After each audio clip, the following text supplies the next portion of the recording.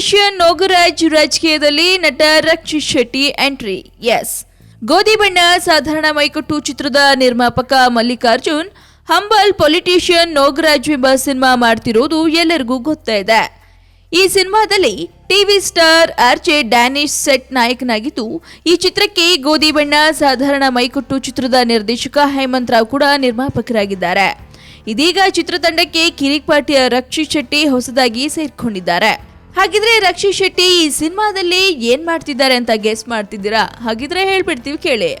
ಗೋಧಿ ಬಣ್ಣ ಸಾಧಾರಣ ಮೈಕಟ್ಟು ಚಿತ್ರದ ನಾಯಕ ರಕ್ಷಿತ್ ಶೆಟ್ಟಿ, ನಿರ್ದೇಶಕ ಹೇಮಂತ್ ರಾವ್, ನಿರ್ಮಾಪಕ ಪುಷ್ಕರ್, ಮಲ್ಲಿಕಾರ್ಜುನ್ 3 ಜನರು ಹಂಬಲ್ ಪೊಲಿಟಿಷಿಯನ್ ನಾಗರಾಜ್ ಚಿತ್ರಕ್ಕಾಗಿ ಮತ್ತೆ ಒಂದಾಗಿದ್ದಾರೆ.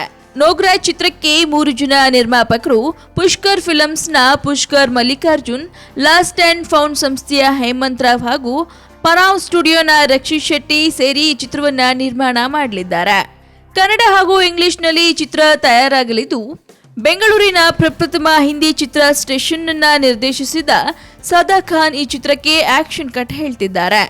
ಈ ಮೂಲಕ ಇದೇ ಮೊದಲ ಬಾರಿಗೆ ಕನ್ನಡ ಮತ್ತು ಇಂಗ್ಲಿಷ್ ಕಾಂಬಿನೇಷನ್ ಬಳಸಿ ಈ ಸಿನಿಮಾವನ್ನ ಮಾಡಲಾಗ್ತಿದೆಯಂತೆ. ಹಂಬಲ್ ಪೊಲಿಟಿಷಿಯನ್ ನಾಗರಾಜ್ ಚಿತ್ರದಲ್ಲಿ ಶ್ರುತಿ ಹರಿಹರನ್ ಕೂಡ ಪ್ರಮುಖ ಪಾತ್ರವನ್ನ ನಿರ್ವಹಿಸುತ್ತಿದ್ದು, ಆದರೆ ಅವರದ್ದು ಯಾವ ರೀತಿಯ ಪಾತ್ರ ಎಂಬುದು ಬಹಿರಂಗವಾಗಿಲ್ಲ. ಇನ್ನು ರೋಜಾ ನಾಯನ್ ಕೂಡ ಈ ಸಿನಿಮಾದಲ್ಲಿ ಅಭಿನಯಿಸುತ್ತಿದ್ದಾರೆ. ಅಂದಹಾಗೆ ಹಂಬಲ್ ಪೊಲಿಟಿಷಿಯನ್ ನಾಗರಾಜ್ ಚಿತ್ರ ಇದೇ ಫೆಬ್ರವರಿ 14 ಅಂದ್ರೆ ವ್ಯಾಲೆಂಟೈನ್ಸ್ ಡೇ ದಿನ ಚಿತ್ರದ ಮುಹೂರ್ತವನ್ನ ಮಾಡಿಕೊಂಡಿದೆ. ಮತ್ತಷ್ಟು ಸ್ಯಾಂಡಲ್ವುಡ್ ಅಪ್ಡೇಟ್ಗಾಗಿ ಸಬ್ಸ್ಕ್ರೈಬ್ ಮಾಡಿ ಫಿಲ್ಮಿ ಬೀಟ್ ಕನ್ನಡ. ಸದ್ಯಕ್ಕೆ ಸುದ್ದಿ ಕೊಟ್ಟಿದ್ದು ನಾನು ಶ್ರುತಿ ಪಾಟೀಲ್. ಹಾಗೆ ಈ ವಿಡಿಯೋ ನಿಮಗೆ ಇಷ್ಟವಾದಲ್ಲಿ ಲೈಕ್ ಮಾಡಿ, ಶೇರ್ ಮಾಡಿ.